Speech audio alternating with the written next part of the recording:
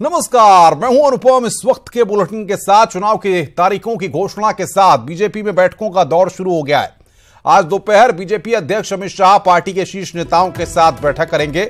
इस बैठक में लोकसभा चुनाव की तैयारियों पर चर्चा होगी। उधर अरुण जेटली बीजेपी प्रवक्ताओं से मिलेंगे। तो आज शाम ही बीजेपी संकल्प समिति की बैठक होगी। तो लोकसभा चुनाव के ऐलान के साथ ही यहां पर राजनीतिक दलों ने अपनी तैयारियों को काफी तेज कर दिया है। बीजेपी में बैठकों का दौर शुरू हो गया है। अमित शाह बैठक ले रहे हैं, अरुण जेटली प्रवक्ताओं के साथ बैठक ले रहे हैं और आज शाम ही बीजेपी की संकल्प समिति की बैठक है। 3 बड़ी बैठकें यहां पर बीजेपी आज करने वाली है। और सीधे हम रुख करेंगे दिल्ली का, जहां से मौजूद है हमारे संवाददाता अनूप गुप्ता, जो लगातार राजनीतिक हलचलों पर नजर बनाए हुए हैं। अनूप, जाहिर तौर पर लोकसभा चुनाव के शंखनाद के बाद अब हर दल अपने आप को एक दूसरे से आगे तैयारियों में निकालना चाहता है। बीजेपी में बैठकों का दौर जारी हो चुका है। 3 बैठकें आज हैं। क्या अपडेट्स वहां से मिल पा रहे हैं आपको? देखिए, बता दूं कि अमित शाह थोड़ी देर के बाद बीजेपी के वरिष्ठ नेताओं के साथ बैठक करेंगे। इसके अलावा 3 बजे संकल्प समिति की भी बैठक है, जिसमें किसानों को लेकर चर्चा की जाएगी और इसके अलावा प्रवक्ताओं के साथ अरुण जेटली बैठक करेंगे। यानी कुल मिलाकर के जिस तरीके से लोकसभा चुनाव की तारीखों की घोषणा हुई है, लगातार बैठकों का दौर जारी हो चुका है। सभी राजनीतिक पार्टियां अपने अपने तरीके से तैयारियों में जुट गई है। बीजेपी के लिए बहुत बड़ा इम्तिहान कह सकते हैं, क्योंकि बीजेपी के पास चुनौती है कि फिर से जो 2014 में जो उन्होंने करिश्मा किया था उसको दोहराया जाए। और लगातार जिस तरीके से बीजेपी नेताओं का कहना है कि एक बार फिर बीजेपी सरकार बना लेगी, ऐसे में किसी तरह से तैयारियों में किसी तरह की कमी ना हो जाए, यही वजह है कि लगातार बैठकों का दौर है। 3 दिन पहले ही बीजेपी पार्लियामेंट्री बोर्ड की भी बैठक हुई थी, जिसमें कई फैसले चुनाव कार्यक्रमों को लेकर के और चुनाव में उम्मीदवारों को लेकर लिया गया था। और अब आगामी किस तरीके से कार्यक्रम बनाए जाएंगे, क्योंकि नरेंद्र मोदी स्टार प्रचारक हैं, उनकी रैलियां कितनी होगी, इसके अलावा जो जितने मंत्री हैं उनकी किस तरह से कैंपेन होगा, तो इन तमाम मसलों को लेकर बीजेपी में मंथन का दौर जारी है। लेकिन अनूप, सवाल यहां पर यह होता है कि इस बार बीजेपी को चुनौती जिस तरीके से मिल रही है, उत्तर प्रदेश की अगर बात करें, समाजवादी पार्टी, बसपा, रालोद ये एक साथ आ चुके हैं। ऐसे में बीजेपी के सामने स्ट्रेटेजी प्लानिंग में काफी कुछ चीजों को ध्यान रखना होगा। आप सिटिंग एमपीज के साथ जाते हैं या कास्ट इक्वेशंस को देखते हैं या पॉलिटिकल फैक्टर्स को देखते हैं, इन तमाम चीजों को बीजेपी में ध्यान में रखते हुए अपने कैंडिडेट को सिलेक्ट करना होगा। नहीं, बिल्कुल आप सही कह रहे हैं। जिस तरीके से उत्तर प्रदेश में एक महागठबंधन बना है, जिसमें समाजवादी पार्टी, बीएसपी और राष्ट्रीय लोकदल है, बीजेपी को यह भी लग रहा है कि हो सकता है कि आने वाले वक्त में इस महागठबंधन में कांग्रेस भी इंटर कर जाए। ऐसे में चुनौती बहुत बढ़ जाएगी और बीजेपी कहीं ना कहीं इस बात को समझती है कि जो पिछली बार जो चुनाव हुए थे और पिछली बार जिस तरह से परिणाम उत्तर प्रदेश से आए थे, उसको दोहरा पाना बहुत मुश्किल है। लेकिन बीजेपी बहुत मेहनत कर रही है और बीजेपी को पता है कि उत्तर प्रदेश में अगर नुकसान होता है तो इसका असर सीधे सरकार बनाने में पड़ेगा। ऐसे में इनका जो फोकस होगा, वो जो कैंपेन का फोकस होगा, वो उत्तर प्रदेश ही रहने वाला है। देखना होगा कि किस तरह से कैंडिडेट देते हैं, क्योंकि जहां तक नरेंद्र मोदी जी के ट्रैक रिकॉर्ड की अगर बात करें तो बहुत सारे जो सिटिंग एमपी है उनका टिकट काटा जा सकता है। तो तमाम ऐसे कवायद किए जाएंगे, तमाम ऐसे स्टेप उठाए जाएंगे जिससे एंटी इनकम्बेंसी का सामना ना करना पड़े और एक फ्रेश चेहरा दिया जा सके, जिससे चुनाव में उनको फ़ायदा हो।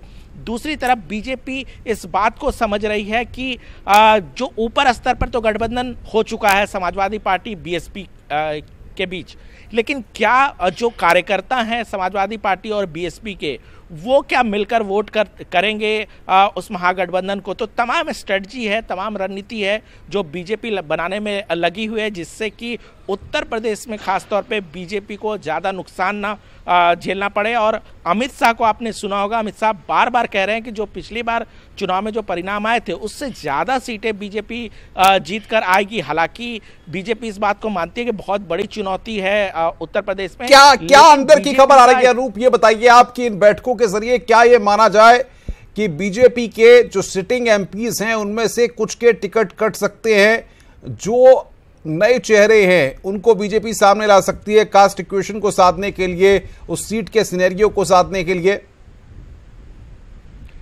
देखिए, आपको बता दूं कि बीजेपी और खासकर नरेंद्र मोदी जो प्रधानमंत्री है, उनका एक ट्रैक रिकॉर्ड रहा है, वो बहुत ज़्यादा रिपीटेशन नहीं करते हैं। तो ऐसे में एंटी इनकम्बेंसी, चूंकि केंद्र में भी बीजेपी की सरकार है, राज्य में भी बीजेपी की सरकार है, जो मौजूदा सांसद हैं उनमें से बहुत ज़्यादा सीटें आप कह सकते हैं कि बदलने वाली है। बहुत लोगों को टिकट दोहराई नहीं जाएगी और बीजेपी की कोशिश होगी कि यंग चेहरा उतारा जाए और जो एंटी इनकम्बेंसी है, अगर स्थानीय स्तर पर भी एंटी इनकम्बेंसी है सांसदों के खिलाफ, तो उसका सामना ना करना पड़े पार्टी को। और अगर नए चेहरे पार्टी देती है चुनाव में, तो शायद उसका फायदा जो है बीजेपी को हो सकता है। दूसरी तरफ जो है वो ज़्यादा से ज़्यादा जो फोकस होगा वो होगा नरेंद्र मोदी कितने कैंपेन करते हैं। जो सूत्र बता रहे हैं कि 3 लोकसभा में एक रैली जो है वो प्रधानमंत्री नरेंद्र मोदी खुद करेंगे और उनका पूरा फोकस पॉइंट जो होगा वो उत्तर प्रदेश में सीमित होगा।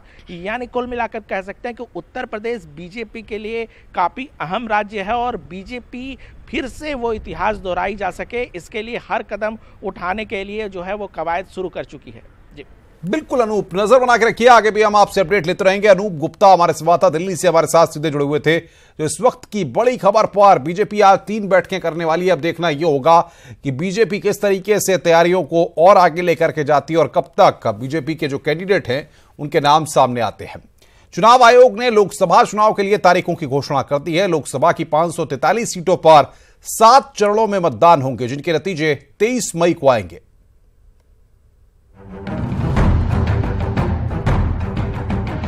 लोकसभा चुनाव के लिए तारीखों की घोषणा के साथ ही रविवार को न सिर्फ 2019 के महासमर का बिगुल बज गया, बल्कि रविवार से ही देश में आदर्श आचार संहिता लागू हो गई। चुनावी तारीखों की घोषणा करने आए मुख्य चुनाव आयुक्त ने साफ कर दिया कि इस बार देश में 7 चरणों में आम चुनाव होंगे। I would like to inform all of you that this time instead of 9 phases, we have 7 phases of election. कितने चरणों में आम चुनाव होंगे ये जानने के बाद अब जान लीजिए देश में किस किस दिन चुनाव होना है। First phase 11th April, second phase 18th April, third phase 23rd April, fourth phase 29th April, fifth phase 6th May, sixth phase 12th May, phase 7 19th May. आइए सिलसिलेवार तरीके से जान लीजिए किस दिन कितने राज्यों की कितनी सीटों पर चुनाव होंगे। 11 अप्रैल को पहले चरण में 20 राज्यों की 91 सीटों पर वोटिंग होगी। 18 अप्रैल को दूसरे चरण में 13 राज्यों की 97 सीटों पर चुनाव होंगे। 23 अप्रैल को तीसरे चरण में 14 राज्यों की 115 सीटों पर मतदान होंगे। 29 अप्रैल को चौथे चरण में 9 राज्यों की 71 सीटों पर वोटिंग होनी है। 6 मई को 5वें चरण में 7 राज्यों की 51 सीटों पर चुनाव होंगे। 12 मई को छठे चरण में 7 राज्यों की 59 सीटों पर मतदान होंगे, जबकि 19 मई को 7वें चरण में 8 राज्यों की 59 सीटों पर वोटिंग कराई जाएगी।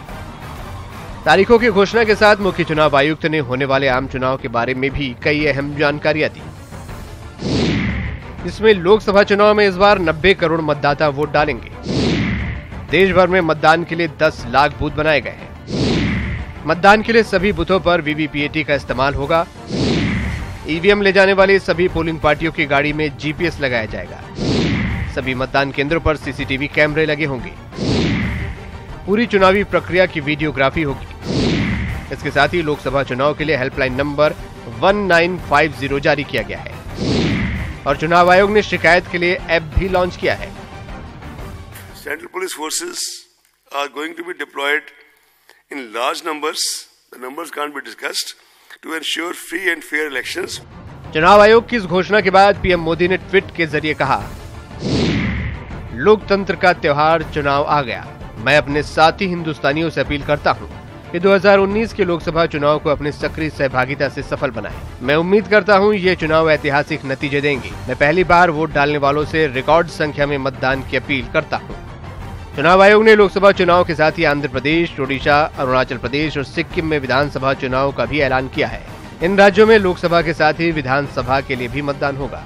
Bureau report, news 18 network. 17वीं लोकसभा के शुभारंभ के लिए चुनाव आयोग ने 11 अप्रैल से 19 मई तक का मुहूर्त तय किया है। ये चुनावी उत्सव 7 चरणों में होगा और परीक्षा का नतीजा 23 मई को सामने आएगा।